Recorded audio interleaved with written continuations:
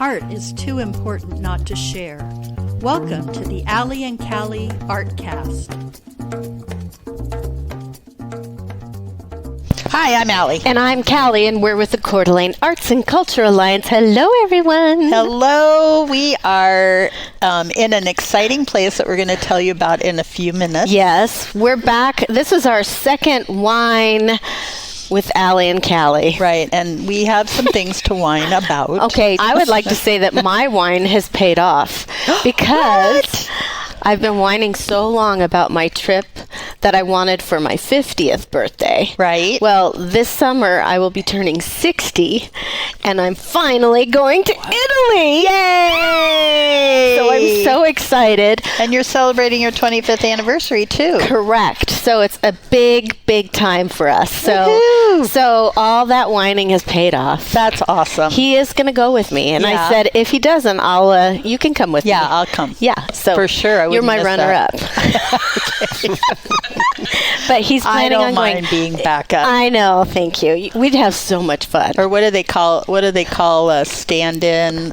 What do they call understudy? it? Understudy. I'll be the understudy. I'll be the Italy understudy. Italy understudy. But so my wine has paid off. So I'm quite happy right now. So hey. So still things aren't done around the house, but who cares? Yeah. I'm going to Italy. Right? I know, that's a problem. So Kevin was right in the middle of cleaning the garage, which I've been whining about for, 5 years, I think. Yeah, you and me both. And something happened to our wood floor that we put in a couple of years ago. We had the air conditioner there, and it vents out the window, and the tube came out, and it blew hot air for I don't know how many hours, 8 hours, into that corner. Into your new floor. And one night I hear this loud crack come from the other room.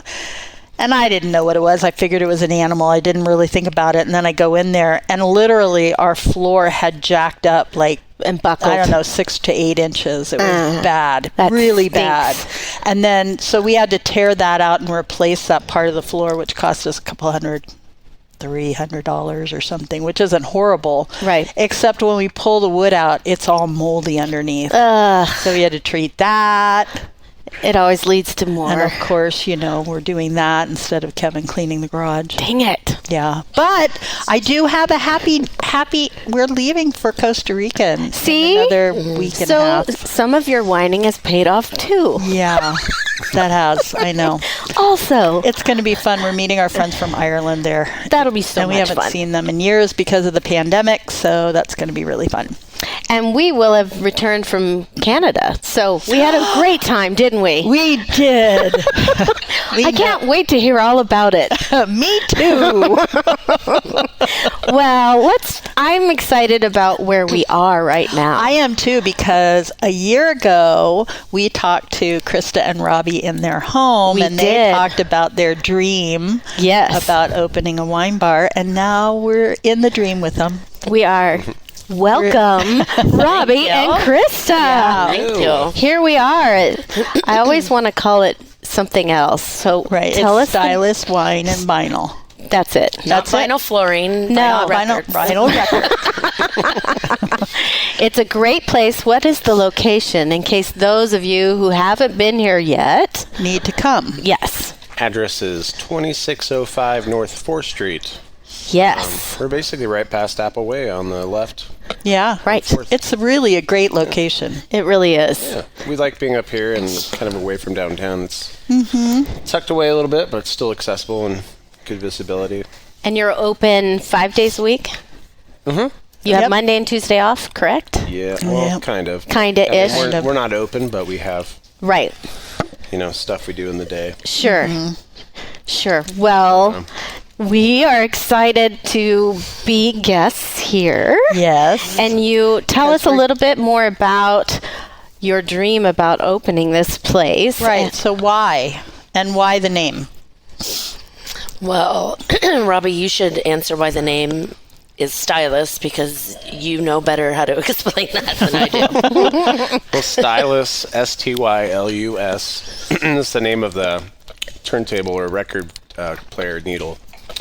And it's it's a name we kind of came up with because it also has to do with like specificity and vibration and contact, and it's something we always wanted to incorporate into the bar, as far as our mission statement. And it just seemed like a perfect name, for both sides, for the music and for the wine and the hospitality that we really wanted to focus on. Oh, sure. It is a perfect name. Well, thanks. Yeah. And then you have the wine, of course. And the wine, of course. And that's your specialty. That's my specialty, yes. And we're going to say the word again. Sommelier. Yes, How'd she do? Good job. Very good. Practicing. Good job. Yes. Sommelier. Sommelier. Which is spelled sommelier. Sommelier. From Somalia. Somalia. I had a coworker that used to say that. Oh, so you're from Somalia. So tell us why. Why did you decide to open a wine bar? Well, we've been wanting to do something on our own for a long time.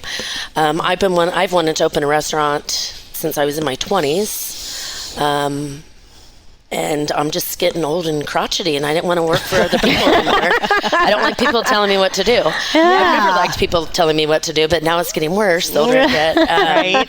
And I just wanted to have creative freedom over a wine list and not have to put brands on a wine list, because that's what people expect to see on a wine list. And when you're working for other people, you need to do things to make them money.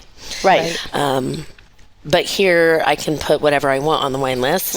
And it's fun for me to introduce people to regions and grape varieties that aren't on their radar. So that's why I wanted to do this. And he and I wanted to do something together that combined both of our passions. And we like to entertain people, and we entertain people by inviting them to our house and listening to records and drinking wine and making food.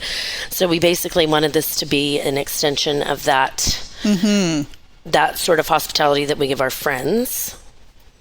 And we can do it here, for a living, and then we can both be creative with the food and the wine and the music. Right, you can just fit more friends here. Yeah, that's right. Yeah, we can fit a lot more friends in here. Right. We're already talking about having Thanksgiving in here next year. That would be fun. fun. So with the records, so you DJ them most of the time, Robby, or? Yeah, I would say so. I mean, I wouldn't even necessarily call it DJing in a sense. Like Spin. in the day and like Wednesday and Thursday night when I'm usually back there, we're playing like usually full sides of an album. We're not really going back from track to track. Right. Since we have the two turntables, which is really nice, so there's never really a gap in the music. We can always just flow from one to the other and then switch to the next record to play next. But that's kind of nice because there's a lot of albums that I like to enjoy kind of like to listen through, or at least halfway through, and then we'll go to something else, and maybe I'll go back to that previous album on the other side. So I just also don't have enough time usually in the day if I'm, in the kitchen area or, helping bar back or helping another server to be on there constantly. But that's why on like the weekends, on Friday and Saturday, we actually have a designated DJ that we bring in. So Friday's been kind of our guest night for DJs. Oh, fun. Reached out to, and people have reached out to us as well, since we've opened in the last just over 4 months ago, about, some people from Spokane and some local people, and they've all been really, really solid and some really great standouts as well.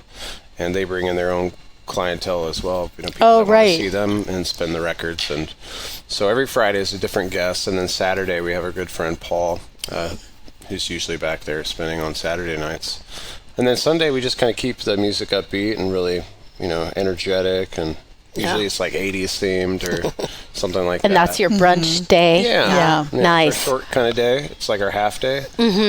So we can kind of just focus on that, that brunch crowd, and then just be able to close early so we can get at least an extra night at home. Yeah, right. Or we're not at the bar, so. Right. Yeah, sure. Yeah. That's great. How do you choose the music? Well, usually at the start of the day, for the first, I would say, solid month, we'd always start with jazz.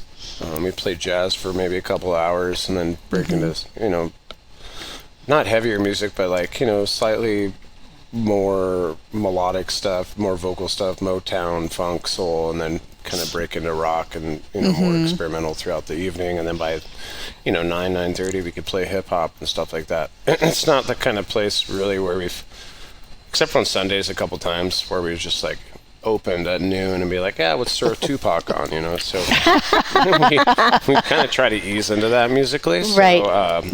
It's either usually jazz, or we've even started with classical, or I've put on like more worldly sounding music, or artists like Jose Gonzalez or like Ravi Shankar, stuff like that. There's just beautiful kind of ambient music that's not too loud or too resonant, just kind of fits the morning, and then we just kind of grow through the day, basically. Right. Ease into it. Yeah. Yeah, we ease into it. That's that's a good plan. I'm looking at your collection of albums. Yeah, are those all yours? They are all mine. Oh my gosh. Wow. How many do you think you have? There's about 2,800 or so in the room.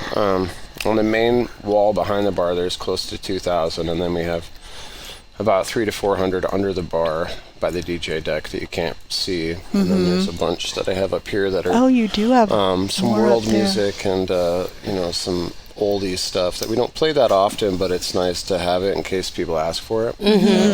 Stuff from. Do you have it all cataloged, or you just know what you have? Most of it. I have most of it digitally cataloged in an app called Discogs, which is a kind of a universal vinyl database where you can see what your albums are worth based on the condition or what they're selling for. So you can also watch the grid and the graph of how its sale history, how when it was peaking, when it was lowest. Oh, wow. Cool. What was that app? Discogs. Discogs. Yeah, oh, cool. DISCOGS. And you can actually put in your entire collection as a database, and it keeps it organized for you, which is great. Oh, yeah. By year or however you want to filter it. But then you can also find things on the marketplace to buy from other sellers. Like put things in a want list, which is kind of nice if you're looking for an album but you can't find it yet. That's great. Great. Been really convenient. Some hardest stuff find that we wanted to put into the library here. We used that quite a bit before we opened, and some other sellers as well. And this couple that I follow from Virginia, who owns a small little record shop, they do these Saturday live auctions on Facebook. So I bought probably 10 to 15 records from them as well, because they always have great stuff. I mean, we're always buying records because we're always buying wine, but we're not buying, 20, What does that have to do with it? Yeah, it's a fair trade. He's like, you buy wine, so I get to buy a record. We like to get buzzed off of wine and buy records. Yeah. That happens. We do that quite often. Or you just think of an artist or a hole in a discography of like, oh, well, we were missing this one Led Zeppelin album, so we have to buy this. Oh, right. Or sometimes people will come in, and we'll hear a request for something 2 or 3 times, and if we don't have it, then I just kind of bite the bullet and buy it. I did that with, we have a lot of 80s, a lot of pop, new wave, and stuff like that. But there's some gaps. It's impossible to have everything. Do you have any Dave Brubeck? So I ended up, getting a couple of these little gaps. We do have Dave Brubeck. For jazz. Yeah. I love these that. like 80 gaps that a lot of the ladies were asking for, like Bananarama. And, jeez. I bought Paperboy the other day. Some rap. Diddy.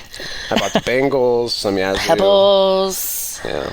What else was We there? bought Pebbles a long time ago, though. Didn't we buy Pebbles? I don't right even before we opened? know who Pebbles is. I don't either. Pebbles. She had that song. Bam Bam? She had that song Mercedes Boy. Do you wanna ride in my Mercedes boy? I can't sing. It's supposed to Oh, be no. What you gonna do? I probably, if I heard, yeah. we did 8 tracks, we did cassettes, and now we're doing CDs, and we're kind of in a trend to go back to full-size albums. Can you get just about anything on vinyl? I think it's out there, most of it still. It just depends how much you want to pay for it. Right. That's the challenge. So there's what's really great about kind of the vinyl resurgence and all the physical kind of forms of music coming back outside of streaming is that they're repressing a lot of earlier albums or remastering them or releasing them on a special anniversary. Right. They recently did that, with Dark Side of the Moon. which was great, and it sounds awesome. You know, and just really kind of cool classic albums as well. But a lot of new bands as well are pressing their records on vinyl because people want to buy them. They want to collect them. They want something physical to take home. They want some art. Right. You know, it's all part of it. It's always been that, I think, as far as when I was growing up and my dad talking to me about it, and he always collected records his entire life pretty much.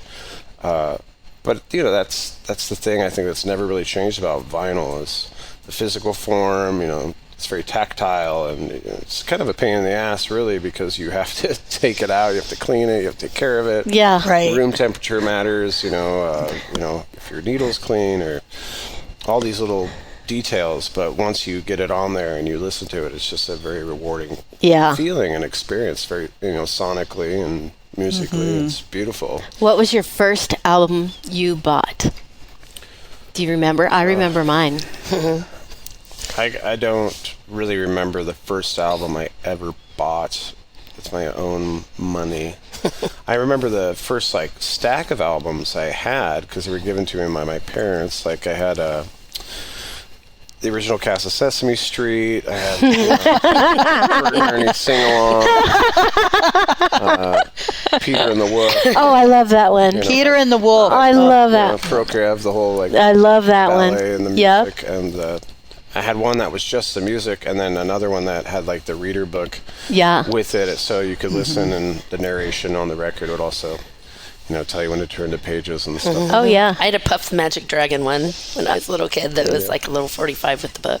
Oh yeah. I feel like if I was gonna, I know. I feel like if I was gonna guess on the first record I ever bought, I was probably 12 or 13 when I was playing a lot of jazz in high school, and I think it was probably a Glenn Miller album. Oh, good. My dad had a Glenn Miller album that I just loved, and I played all the time. And I actually ended up keeping it. I don't even know if he still knows I have it. That's exactly what I was just thinking. Does your dad know? Yeah, don't tell him. I'm probably taken. Yeah, he'll be like, I need that out. So I would have guessed it was probably a Glenn Miller album because I was listening to a lot of that and playing a lot of that kind of style of music. So that would be my first guess. But I really couldn't say for sure. I know what mine was. What was yours? Nights in White Satin. Ooh, nice. I love that they spoke at the, you know, gold are the orb that rules the night. Removes the colors from our sight. Red is gray, yellow, white. Yes. But who decides which is right? Anyway. Nice. I like it. How come you can remember that and not Shakespeare? That's all I remember. That is all I remember. Like, that was going way back, way back. I listened to that album. I mean, that was I remember putting on my dad's headphones, plugging in the, headphones into the record player and playing. I did Yellow Submarine. I did any Beatles that we had. But then I would just play album after album. And just on Saturdays, if I wasn't working, just listening, lay on the carpet, my shag flooring, the shag carpet, and just listen to music and sing along as much as I could. There's nothing better. It's so funny because I did the same thing. My dad had like an old Victrola with his everything in it. I'd plug it in and I'd lay behind the couch. Yeah, I did too. I hid because I didn't want anybody to know I was home. I'm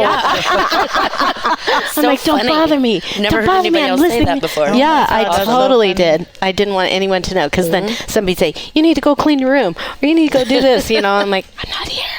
Just hide.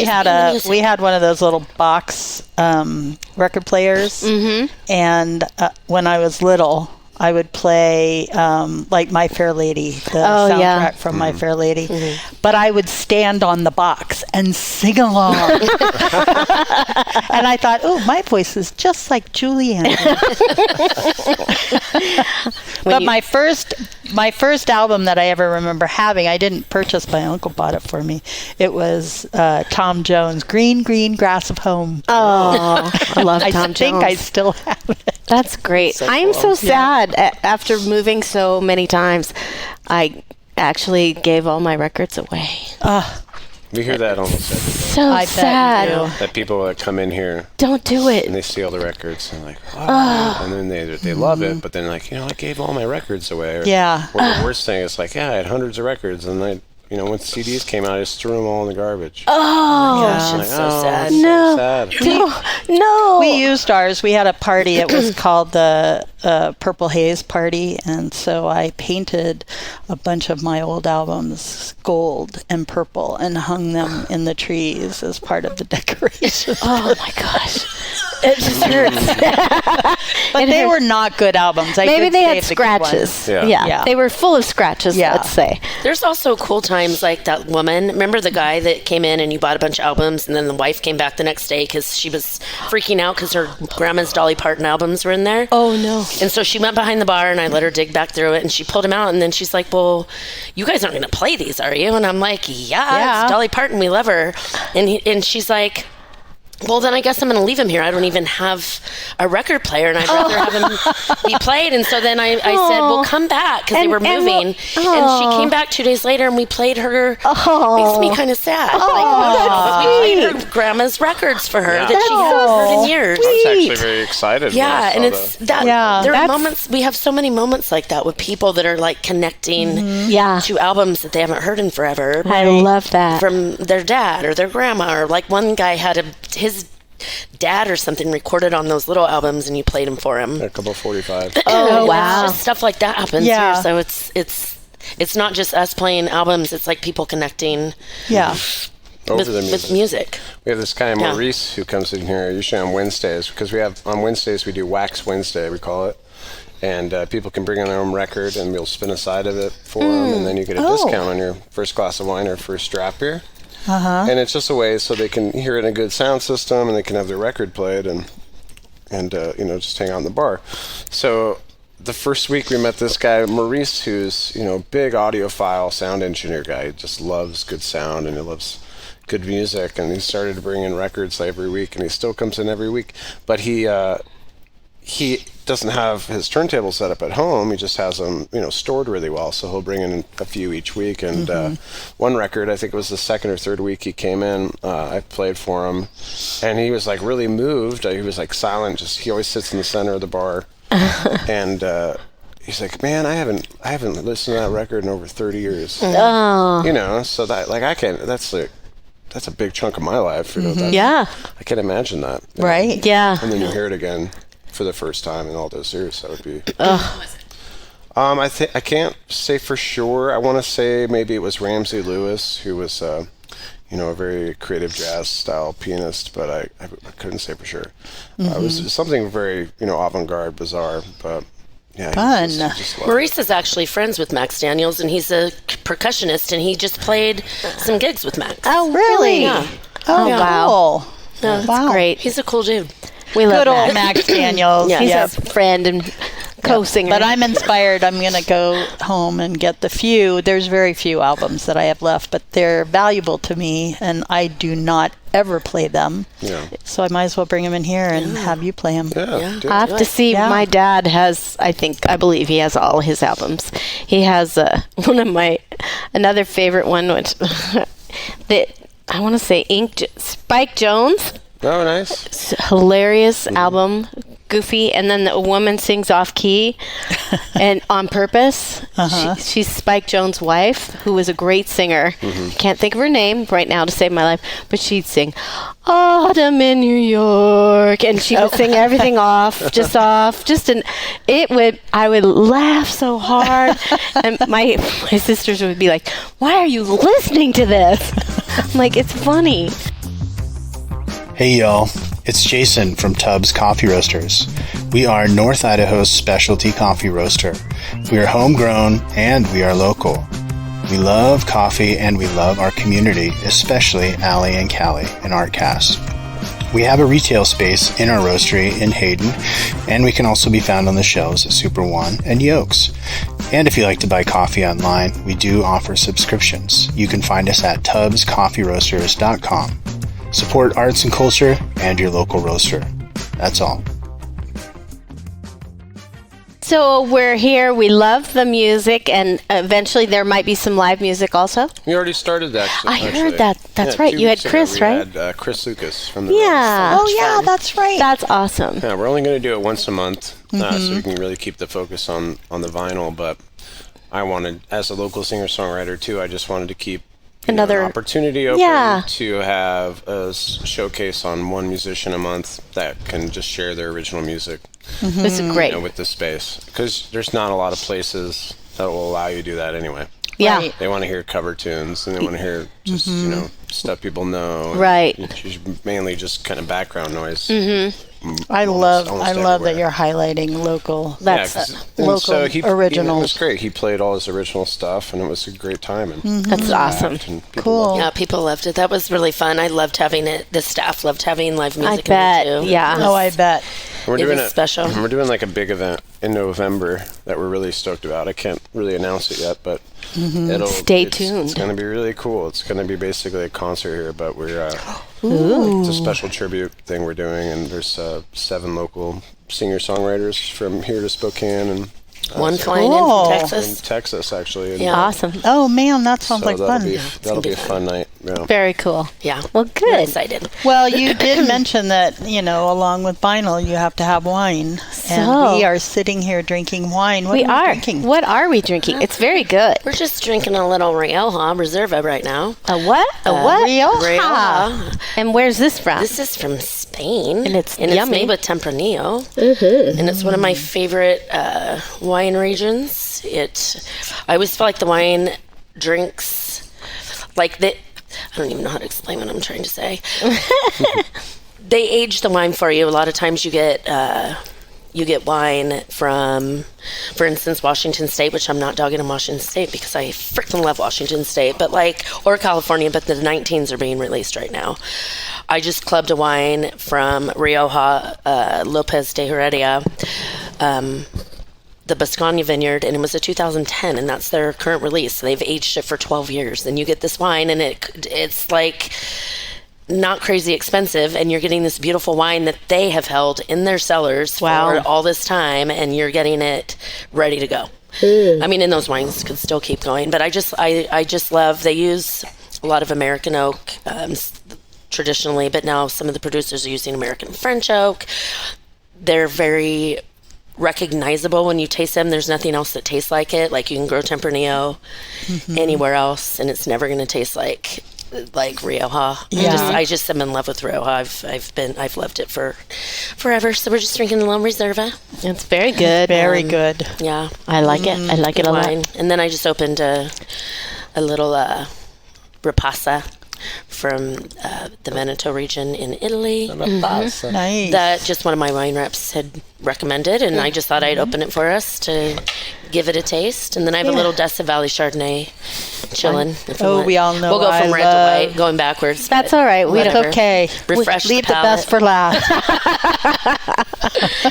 Yeah. We're always a little backwards here anyway. Yes, we are. Right. It's all good. Yeah. So, Oh, Kristen did something. What? Krista, I'm sure people would love to know a little bit about what a sommelier is and how you become one. The sommelier is I think it literally means a wine servant. Oh, really? Honestly.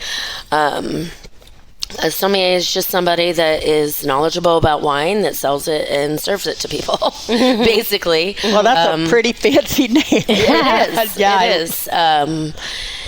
And to get certified as a somm, I did mine through the quartermasters, and you basically have to know how to sell it, how to blind taste it, and have to know theory about it. So like when I took my exam, I went to San Francisco. I chose to go there. There's different places all over the U.S. that you can take your exam. Closest to us would be Seattle or Portland, but I just wanted to go to San Francisco. So that's where I picked to go. It was actually in Campbell, which is just outside of San Francisco. And I had to do theory, and then I had to do blinding, and then I had to do service on a master somm. So it's kind of like when you watch the somm documentaries, it's like the the short version of what the masters have to do. It's like nowhere near as hard as what the masters have to do. There's less than 300 master psalms in the entire world. Oh, wow. But yeah, so I went and did that and got certified. But it's just like any profession, like acting or anything that you're doing. You're just constantly reading about it, keeping up on it, studying it. Know how to pair food with wine, Right. know how to listen to somebody and hear what they're telling you, and then it's like being a wine detective. Yeah, Like right. Figuring out That's a they're good telling me detective. they don't like sweet, but then when I'm asking them what wine they like, It's kind of sweet. kind of a sweet wine. So now I have you're to like, sell it to them without making them feel bad. Yeah, like, you know. So by the way, There that's was a sweet. gentleman here the other night. They was really impressed that he gave like his descriptors, basically what you asked him, or it was Andrew. I can't remember. it was me at the guy at the bar that Okay. I sold the And Costco to. and he just basically said, I like this, and this. in a He was wine. just in a mood for a certain style of wine. She brought him And a wine, opened it, and he tasted it. And he was like, that's it. was freaking out, just like, I can't believe that. That you knew what I Just wanted. knew exactly, what I wanted to taste. So. That's good. Well, I'm a member of the wine club here. No, thank you. And it is. We are. We are. Thank you. That's right. It's not just about me.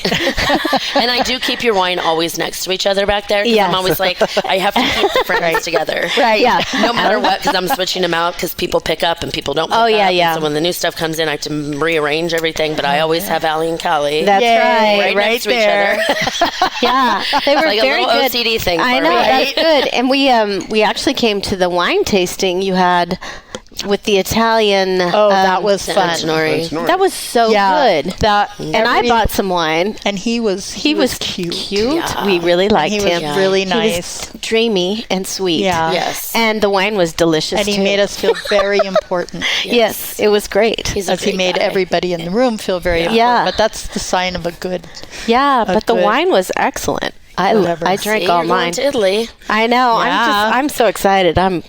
Stu doesn't drink, so I'm like, well, I've got my designated. Yep, there you Help me go. up the stairs, You honey. said you're going to Naples? Yeah. Because they do have a project down there. It's called Tomaresca, Antinori does. So, and they do the Southern Italian wines. So you could Yes. could check visit it out there. down Yes. I Maybe he'll want be to. there. I forget his name, but he was very nice. I don't remember. I can't remember. Well, He's we'll out think of- about it. It's He's like out of Antonio. Or, Seattle. He's out of Seattle now. Yeah. And he is really good. That's what's fun about the wine community. There's so many cool, passionate people. Like we're doing another one tomorrow. Yes. With Sonder Wines. We've been trying to do a tasting, hopefully with the winemaker. We like getting the winemakers up at Yeah. once a month. Yeah. I So think, that people yeah, it hasn't, and I think Antinori is the only one that hasn't been the actual hasn't had winemaker. one, but a good, solid rep. Yeah. He's He was a good rep. he was a good rep. Yeah, because it's not like the family can fly over from Italy and Really? Right. Yeah, I know. with us Come down folk Idaho. in North Idaho.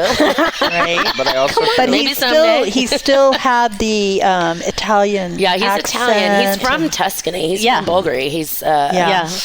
he is very familiar and knows what he's talking about. He's Yeah.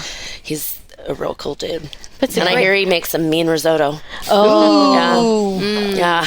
Yum. I'm not even hungry, but that sounds good. Serves wine and cooks too. And Oh, cooks too. That's what boy. Italians do. My grandmother was a full-blooded Italian. All she did was cook. Wow. Yeah. How many tastings have we done now? Yeah. We've been open just over 4 months, and I think this is our 6th one we're about to I think do. it's the Is sixth. that That's right? Which is kind of crazy, That's really good. but Krista- That's again, like we've talked about Washington before, but all of them, well, Coulter's Creek is Idaho. a lot but of them reached out to us directly. That's and they know great. Krista from her, Sure. the other places she's been a part of. But But I'm just saying that it's relationships. You build relationships, and the people down there, I love them. I love Washington and the wine industry and the winemakers.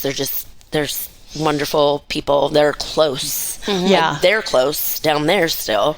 Yeah. They're not like competing and trying to go against each other. Everybody is the community, and they're all like Right. it's just agricultural and farming and everybody. That's really nice.